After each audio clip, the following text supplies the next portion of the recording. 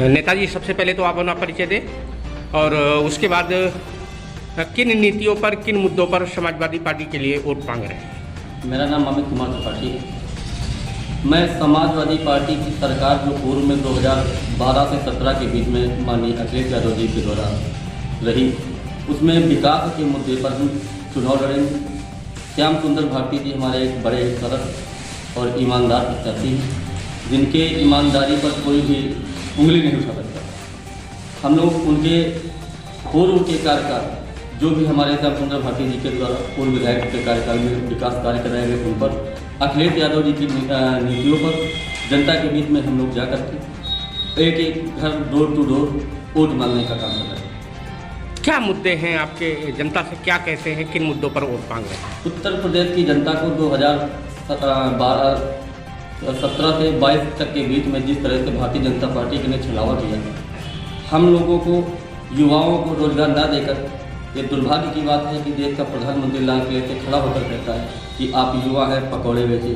पकौड़े तलकर हम क्या अपना घर का भरण पोषण कर सकते हैं? हमने पढ़ाई की, मैं स्नातक करने के बाद क्या पकौड़े तलने के लिए पढ़ाई की मैंने? मुझे रोजगार चाहिए, मुझे विकास चाहिए, मुझे न कि राम मंदिर के नाम पर आपको वोट देना है। हमारे गांव की कोई भी सड़क, हमारे बछरावा विधानसभा की एक भी ऐसी कोई सड़क नहीं जो गड्ढे में तब्दील न हो। पर भारतीय जनता पार्टी और अपना दल एस जो समर्थित प्रत्याशी है, उनका कहना है कि बछरावा विधानसभा में 100% विकास हुआ है और हर तरफ विकास की गंगा बह रही है, तो उस पर क्या कहना है आपका? अगर उन्होंने विकास किया होता तो उन्हें प्रत्याशी बदलने की जरूरत ही क्या है? हमारे क्षेत्र में कोई भी ऐसी सड़क आप बता दें, जो, आप पत्रकार हैं, समाज का चौथा स्तंभ है, कम से कम आप बता दें कि कौन सी ऐसी सड़क है जो टूटी फूटी नहीं, गड्ढे में तब्दील नहीं। गड्ढा मुक्त का वादा कहाँ गया योगी जी का?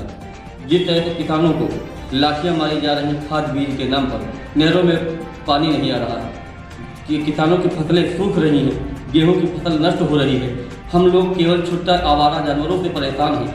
जिस तरह से किसानों को परेशान किया गया, उत्पीड़न किया गया इस सरकार में, हमको तो नहीं लगता कि जनता इनसे संतुष्ट है। मैं जब जाता हूँ गाँव में तो लोगों से पूछता हूँ, भैया आदमी कहाँ गए, आपके घर वोट मांगने आए? तो उनके घर की महिलाएं निकलती और बताती हैं कि वो तो गए हैं खेत में जानवरों को पकड़ने के लिए। अमित जी, आपकी ही पार्टी के एक नेता को टिकट ना मिलने से वो भारतीय जनता पार्टी में शामिल हो गए, तो इसका आपकी पार्टी पर क्या प्रभाव पड़ेगा, वोट पर क्या प्रभाव पड़ेगा? इससे कोई भी प्रभाव नहीं पड़ेगा। अगर उनके पास कोई जनाधार होता तो जरूर उनको राष्ट्रीय अध्यक्ष अखिलेश यादव जी के द्वारा उनको टिकट दिया जाना चाहिए था, और अगर उनके पास कोई जनाधार नहीं था तभी दूसरे कैंडिडेट घोषित किया। इससे हम पर कोई प्रभाव नहीं पड़ेगा। वो जहाँ भी जाएंगे उनकी गंदी छवि के चलते उनकी जिस दल में वो होंगे उसमें ही नुकसान होता रहेगा। और भारतीय जनता पार्टी का एक ऐसा प्रत्याशी जो मंच पर खड़ा होकर 2-4 शब्द भी नहीं बोल सकता कि हम ऐसा सदन में भेजेंगे अपने यहाँ से विधायक चुनकर। हमको ऐसा विधायक चाहिए जो समाज के हित की बात सदन में उठा सके, अपने मुख्यमंत्री से झगड़ा करके लेकर के हमारे विकास की बात करके वापस आए और बताए कि हमने यह विकास के मुद्दे वहाँ पर उठाए सदन में। ऐसे व्यक्ति को हम विधायक चुनेंगे? जी, बछरावा विधानसभा की जनता से क्या कहना चाहेंगे हमारे चैनल के माध्यम से? मैं बछरावा विधानसभा की जनता को यह निवेदन करूंगा, हाथ जोड़कर निवेदन करूंगा कि एक सीधे, सरल और गरीब प्रत्याशी श्याम सुंदर भारती जी को वोट करें, जो कि 2012 में अखिलेश जी ने न मैनिफेस्टो में होते हुए भी वादे पूरे किए, चाहे वो शिक्षा मित्रों को परमानेंट करने की बात हो, चाहे लखनऊ में स्टेडियम बनाने की बात हो, चाहे लखनऊ में मेट्रो देने की बात हो। भारतीय जनता पार्टी की सरकार ने कहा हम 100 स्मार्ट सिटी बनाएंगे, एक भी नहीं बनाई। कहीं एक भी कोई कार्य कराया हो?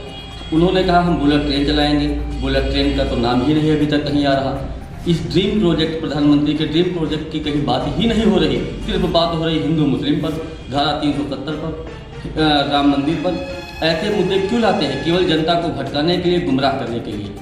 धारा 370 हटने के बाद उत्तर प्रदेश का कोई एक ऐसा व्यक्ति बता दे कि क्या मेरे घर में एक नीली आंखों वाली दुल्हनिया आई हो कश्मीर से, या फिर हमको कश्मीर में जाकर हमने आवास खरीदा हो, प्लाट खरीदा हो, कोई ऐसी कोई चर्चाएं नहीं।